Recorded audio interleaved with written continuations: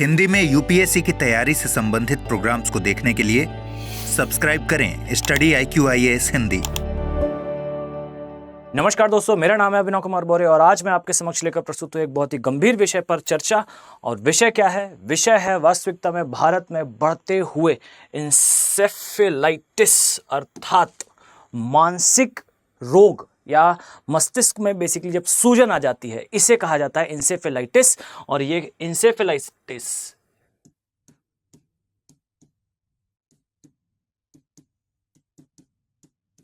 Encephalitis basically मस्तिष्क में आने वाली सूजन को कहा जाता है। और इस प्रकार की समस्या के कारण वास्तविकता में भारत में सुसाइड के केसेस या वाटर फोबिया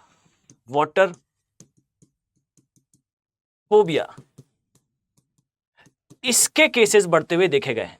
अगर मैं आपसे कहूं विद्यार्थियों, अगर मैं आपसे कहूं कि वास्तविकता में भारत में लगातार गिद्धों की जनसंख्या अर्थात वल्चर्स की पॉपुलेशन में जो सडन डिक्लाइनेशन आया है, जो तीव्र गिरावट आई है, इस गिरावट के कारण भारत के अंदर आपको देखने को मिलता है इंसेफेलाइटिस या मस्तिष्क में सूजन। और इसका एक पीक कंडीशन होती है वाटर फोबिया, और इसके कारण व्यक्ति जो है वो सुसाइड तक कर लेता है।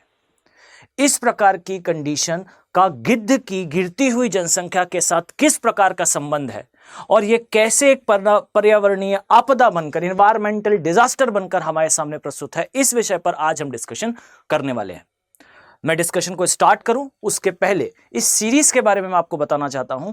बेसिकली हम हिंदी मीडियम के स्टूडेंट्स के लिए, हिंदी मीडियम के बच्चों के लिए क्वालिटी कंटेंट और कंटेंट एनरिचमेंट के लिए वैल्यू एडिशन सीरीज स्टार्ट कर रहे हैं।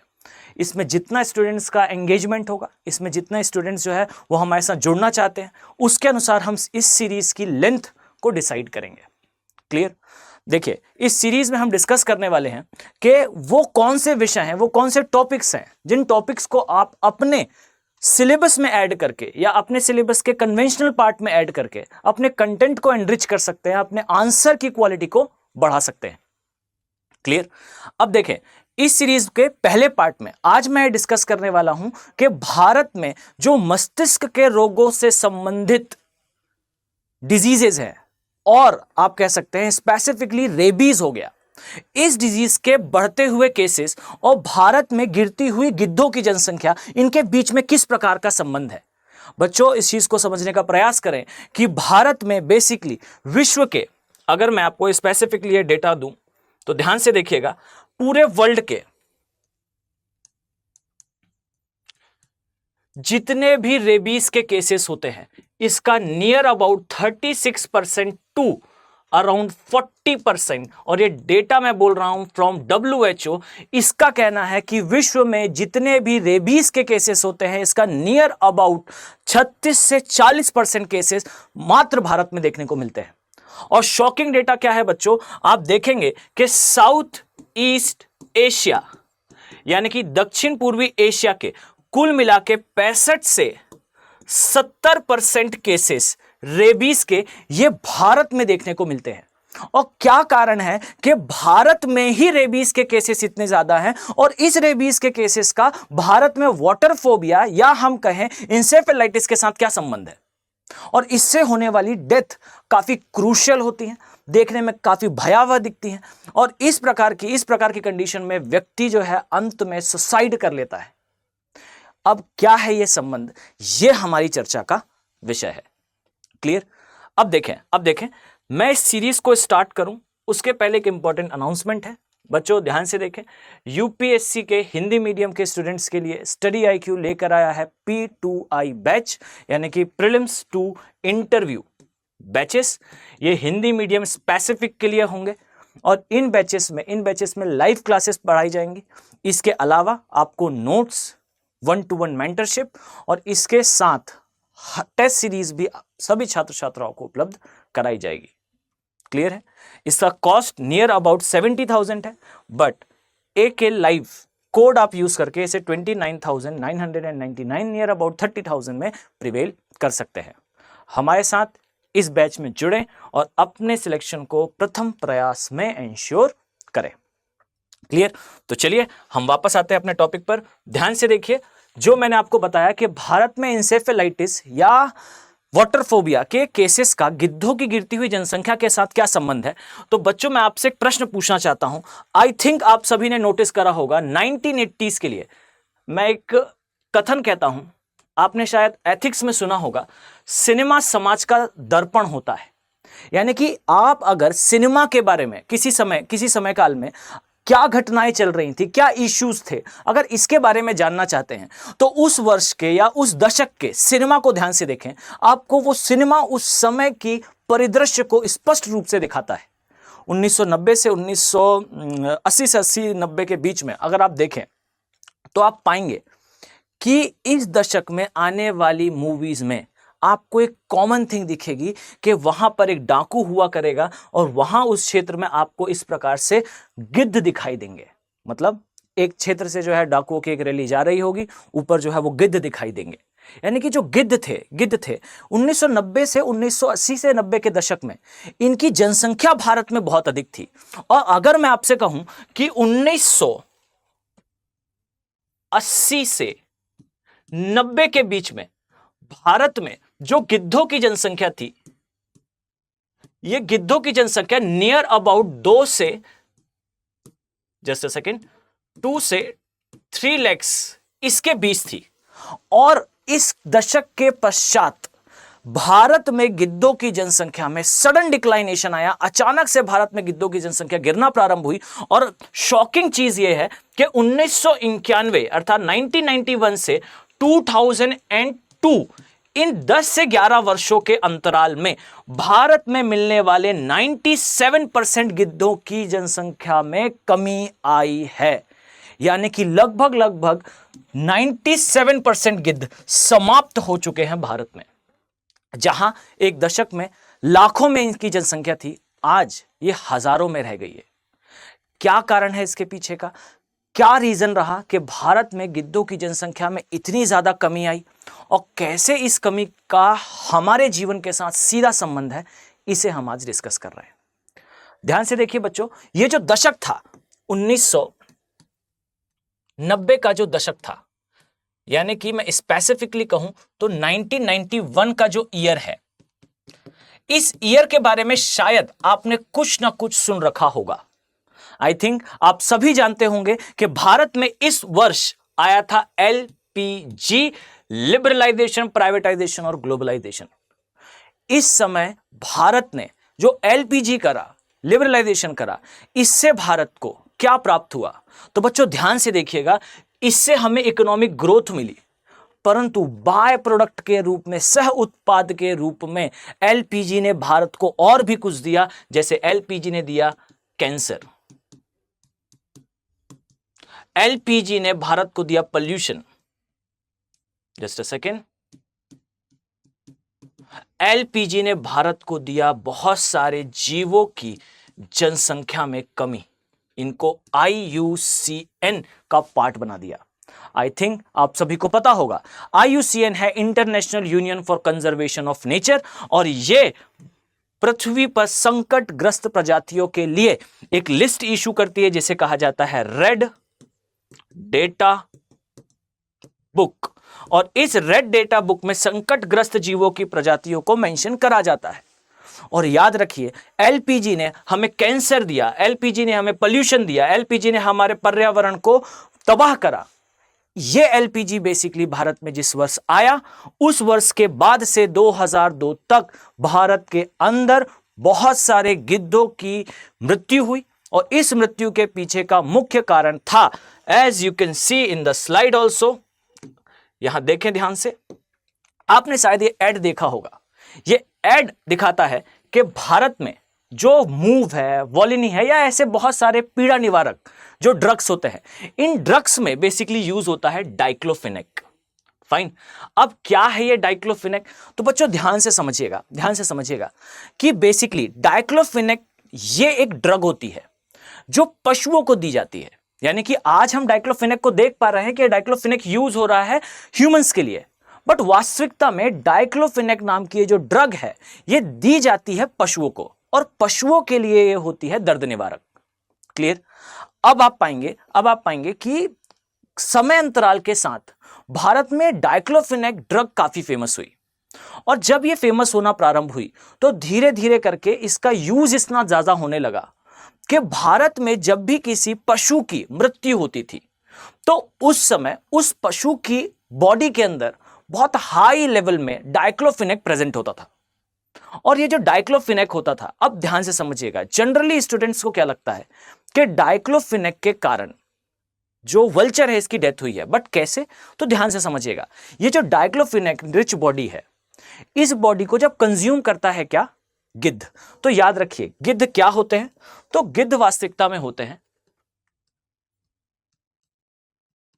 वल्चर कह ले या गिद्ध कह ले,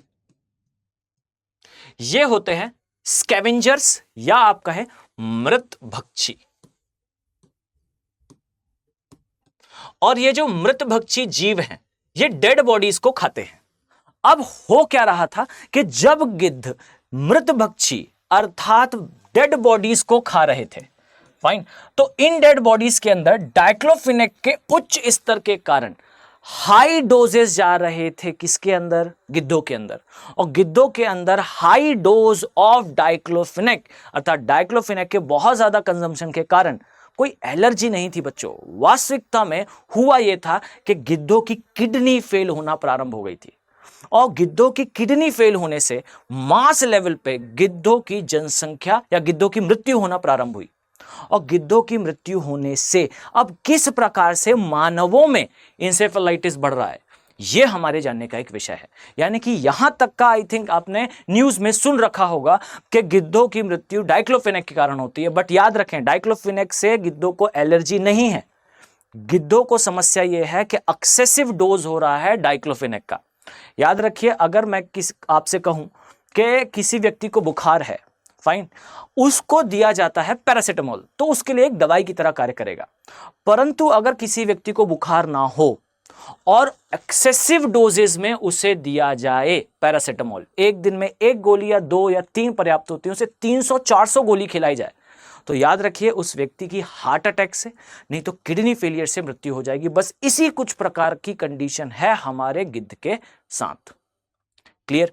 अब ये जो गिद्ध है, ये इसकी मृत्यु होने से किस प्रकार से समाज में इस प्रकार की टेंडेंसी आ रही है, इसे समझने के लिए हमें इन्वायरमेंट के कंसेप्ट को समझना होगा। ध्यान से देखिए, एक वर्ड है, इस वर्ड को बोलते हैं की स्टोन प्रजातियां। अब क्या होती हैं बच्चों की स्टोन प्रजातियां? तो याद रखें, अगर मैं आपसे कहूं कि ये 2 पिलर्स हैं और इसके ऊपर मेहराब का निर्माण करा गया है इस प्रकार से, और याद रखें ये जो स्टोन यहां लगा है, अगर मैं इस स्टोन को यहां से हटा दूं तो याद रखिए ये सारे स्टोन्स जो है वो नीचे गिर जाएंगे। क्लियर? अर्थात ये जो स्टोन है वो इस स्ट्रक्चर को बनाए रखने के लिए नितांत आवश्यक है, और इसी को कहा जाता है की स्टोन। अर्थात किसी भी पारिस्थितिक तंत्र के अंदर उपस्थित ऐसी कोई भी प्रजाति जिसकी अनुपस्थिति उस पारिस्थितिक तंत्र को पूरी तरह से खराब कर देगी, समाप्त कर देगी, तो उस प्रजाति को कहा जाता है की स्टोन। क्लियर है? अब समझिएगा बच्चों, जो गिद्ध है ये की स्टोन प्रजाति में आता है। जो मृत भक्षी होते हैं ये की स्टोन प्रजाति में आते हैं, स्कैवेंजर्स की स्टोन होते हैं। और जब कभी किसकी स्कैवेंजर या किसी मृत भक्षी की मृत्यु होती है तो बच्चों उस कंडीशन में वो इकोसिस्टम तबाह होना स्टार्ट हो जाता है, वो पारिस्थितिक तंत्र समाप्त होना स्टार्ट हो जाता है। अब समझिएगा कि हुआ यह है कि जैसे ही भारत में मृत भक्षी जो गिद्ध है उसकी जनसंख्या गिरी, तो जो डेड बॉडीज थी कैटल्स की, अब याद रखिए भारत एक कृषि प्रधान देश है, और कृषि प्रधान से आशय क्या है? तो याद रखिए कृषि और खेती, फार्मिंग और एग्रीकल्चर, इसमें डिफरेंस होता है। फाइन, खेती में व्यक्ति जो है वो सिर्फ क्रॉप्स लगाता है, फार्मिंग में सिर्फ क्रॉप्स लगाता है, फसलें लगाता है। बट कृषि का मतलब होता है कि व्यक्ति जो है वो फार्मिंग भी कर रहा है, अर्थात खेती भी कर रहा है, और साथ में वो पशुपालन भी कर रहा है। और भारत कृषि प्रधान देश है, अर्थात भारत में बड़े स्तर पर होता है एनिमल हस्बेंड्री अर्थात पशुपालन। और पशुपालन में भारत में जैसे ही एलपीजी आया, विदेश से बहुत सारी कंपनीज आई और कंपनीज ने चीप कॉस्ट पे प्रोडक्ट उपलब्ध कराने के लिए वो ड्रग्स जो विदेशों में बैन है, डाइक्लोफेनेक बेसिकली वेस्टर्न नेशंस में बैन है, इस ड्रग को भारत में इंट्रोड्यूस करा और भारत में ये ड्रग बैन नहीं है। मैं आपको बताना चाहूंगा मूव, वॉलिनी, ये जो ब्रांड्स हैं, ये ब्रांड्स बेसिकली वेस्टर्न नेशंस में बैन है, क्लियर, लेकिन ये भारत में लीगल है। अब हुआ ये कि चीप कॉस्ट में प्रोडक्ट उपलब्ध कराने के लिए इन कंपनीज ने डाइक्लोफेनेक इंट्रोड्यूस करा और कंटिन्यूअसली डाइक्लोफेनेक का यूज भारतीयों ने करा अपने पशुओं के ऊपर। अब इससे यह हुआ कि वल्चर्स में किडनी फेलियर हुआ और किडनी फेलियर से हमारे तक ये डिजीज आज पहुंच चुका है। कैसे? तो बच्चों ध्यान से देखो, ये जो मृत भक्षी जीव होते हैं ये डेड बॉडीज को खाते हैं, फाइन, और जो डेड बॉडीज होती हैं, इन डेड बॉडीज को अगर गिद्ध नहीं खाएगा तो बच्चों इस डेड बॉडी को कोई जीव तो जरूर खाएगा। और यहां पर निकल के आते हैं डॉग्स, कैट्स, मंकीज, और ये जो जीव हैं, ये जीव जब गिद्ध इसे नहीं खाएगा तो शायद ये जीव इसे खाएंगे, फाइन। और आप देखेंगे कि जब डॉग्स, कैट्स या मंकीज इसे खाते हैं तो अब यहां पर नोट डाउन करने वाली बात है कि जिस समय गिद्ध खाता है तो याद रखिए वो डेड बॉडी खाने के लिए इवॉल्व हुआ है, डेड बॉडीज को डाइजेस्ट करने के लिए विकसित हुआ है। तो गिद्ध के डाइजेशन सिस्टम में ऐसे एंजाइम्स होते हैं जो कैटल्स की बॉडी में पहले से उपस्थित रेबीज के विषाणुओं को डाइजेस्ट करके समाप्त कर देते हैं। अर्थात रेबीज का विषाणु जनरली जो कैटल्स होते हैं, जो पशु होते हैं, उनकी बॉडी में उपस्थित होता है, परंतु जब इस डेड बॉडी को कोई वल्चर खाएगा, कोई गिद्ध खाएगा या कोई मृत भक्षी खाएगा तो उसका डाइजेशन सिस्टम इस विषाणु को डाइजेस्ट करके समाप्त कर देता है, इसके मीट से बाहर चला जाएगा। लेकिन अगर कैट, डॉग, मंकीज, ये इस प्रकार के जीव अगर इस डेड बॉडी को खाएंगे बच्चों, तो याद रखिएगा इस प्रकार के डाइजेशन में इनकी बॉडी रेबीज के विषाणु को समाप्त नहीं कर पाएगी और ये विषाणु उनकी बॉडी में प्रवेश कर जाएगा। और जब ये उनकी बॉडी में प्रवेश करेगा बच्चों, तो याद रखिए उस जानवर को भी, उस एनिमल को भी रेबीज नाम की बीमारी होगी, फाइन, यानी कि इंसेफेलाइटिस होना वहां प्रारंभ होगा, फाइन, पागल होने लगेगा वो जानवर। और अगर इस कंडीशन में वो जानवर ह्यूमंस को बाइट देता है, ह्यूमंस को काट लेता है, तो ह्यूमंस की बॉडी में भी रेबीज का विषाणु प्रवेश कर जाएगा। और याद रखिए ये जो रेबीज है, ये जो रेबीज है, ये ह्यूमंस में क्या कॉज करता है? तो याद रखिए ये ह्यूमंस में बेसिकली कॉज करता है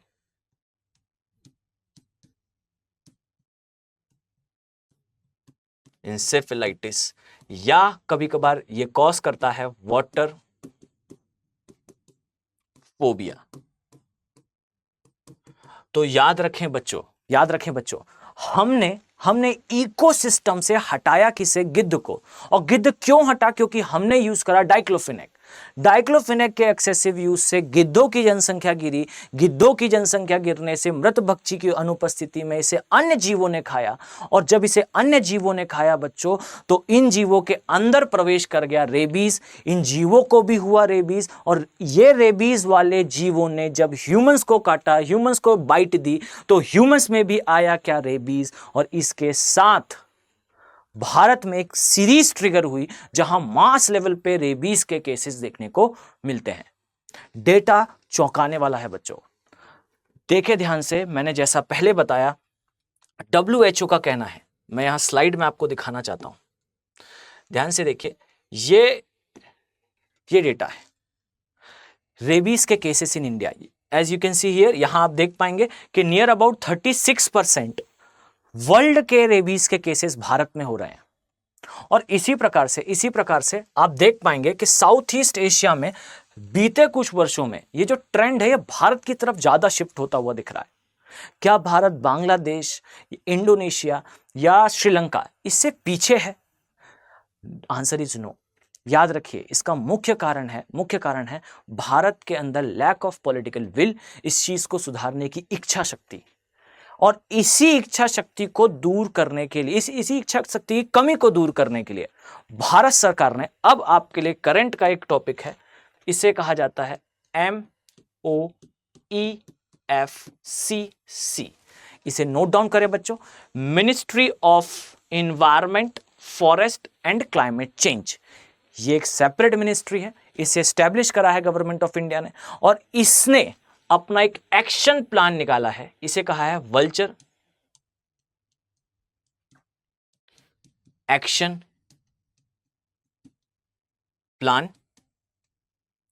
और याद रखिए, इस वल्चर एक्शन प्लान में टारगेट करा है 2020 से 2025 के बीच में जो गिद्ध हैं, इनकी जनसंख्या को बढ़ाने के लिए बहुत सारे सेट ऑफ प्रोसेसेस को फॉलो करना, जैसे गिद्ध के लिए संरक्षण क्षेत्र बनाना, गिद्धों के प्रजनन के लिए जो एसेंशियल रिक्वायरमेंट्स हैं उनको फुलफिल करना, इस प्रकार के कुछ प्रयासों को करा गया है।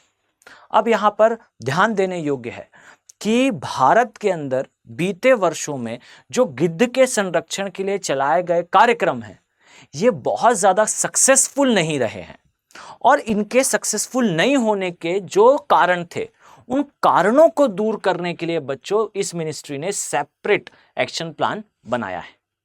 अब इसमें क्या वो महत्वपूर्ण बिंदु हैं, इसके बारे में हम किसी और वीडियो में डिस्कस करेंगे। मेरा कहना यह है कि पहले आप इस पर्यावरणीय आपदा को समझें कि किस प्रकार से गिद्धों की जनसंख्या के गिरने से मनुष्यों में इंसेफेलाइटिस जैसे खतरनाक डिजीजेस होने लगे। क्लियर? यूपीएससी आपसे यह प्रश्न पूछेगा कि समझाइए कि किस प्रकार गिद्धों की जनसंख्या में गिरावट मनुष्यों में इंसेफेलाइटिस के लिए जिम्मेदार है।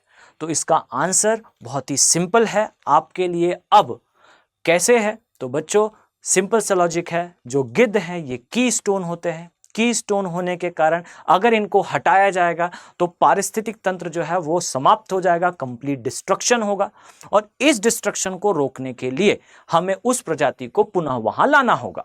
अब यहां हुआ ये था कि एक विदेश से आई हुई ड्रग के कारण भारत के अंदर गिद्धों की जनसंख्या गिरी। ये मृत भक्षी थे, तो जो डेड बॉडीज जो गिद्ध अब नहीं खा रहे हैं उन्हें अन्य जीव खाएंगे, अन्य जीवों के अंदर विषाणु आएगा, रेबीज आएगा, उन्हें भी खत्म करेगा, और अगर इन्होंने डॉग बाइट दी तो मनुष्यों में भी आएगा और मनुष्यों में भी इंसेफेलाइटिस होगा। और इसकी एक बहुत ही क्रूर कंडीशन ये होती है जहां व्यक्ति जो है वो पानी से डरने लगता है, और डरने के पश्चात व्यक्ति सुसाइड कमिट कर लेता है, आत्महत्या कर लेता है। अब इसे समझें कि ये कंडीशन और गिद्धों की जनसंख्या का गिरना यह हमारे लिए कितना कोरिलेटेबल है। अब इसी प्रकार से मैं अन्य बहुत सारे विषयों पर क्वालिटी वीडियोस लेकर आपके सामने प्रस्तुत होता रहूंगा। समझिएगा, हिंदी और इंग्लिश मीडियम के स्टूडेंट्स के बीच में जो कंटेंट का डिफरेंस है उसे फुलफिल करने के लिए हमने ये सीरीज स्टार्ट करी है। अगर आपको ये वीडियो या ये सीरीज पसंद आती है तो अपना सपोर्ट दें, जिससे हम इसे आगे कंटिन्यू कर पाएं। क्लियर? ऐसे ही मैं आपको आगे जो है बहुत सारे टॉपिक्स के बारे में डिस्कशन करूंगा, जैसे कि आपको वुल्फ थ्योरी, शायद आपने इसके बारे में पढ़ा होगा नेट में, ये प्रीवियस ईयर में आया हुआ टॉपिक भी है कि यूएसए के येलोस्टोन नेशनल पार्क में किस प्रकार के वुल्फ के खत्म हो जाने से अचानक से पूरा येलोस्टोन नेशनल पार्क जो है एक मरुस्थल में परिवर्तित होने लगा था, परंतु बाद में प्रयासों से ये पुनः एक हरे भरे क्षेत्र के रूप में परिवर्तित हुआ। इसके बारे में हम नेक्स्ट किसी वीडियो में डिस्कस करेंगे। अगर आपको इसी पर एक अगला वीडियो चाहिए हो तो आप इसे कमेंट बॉक्स में मेंशन करें, मैं आपके डाउट्स को कमेंट बॉक्स में ज़रूर क्लियर करूंगा। आई होप आपको ये पसंद आया होगा। नेक्स्ट वीडियो में मिलते हैं बच्चों। Have a nice day. Thank you. Hindi में यूपीएससी की तैयारी से संबंधित प्रोग्राम्स को देखने के लिए सब्सक्राइब करें स्टडी IQ IAS हिंदी।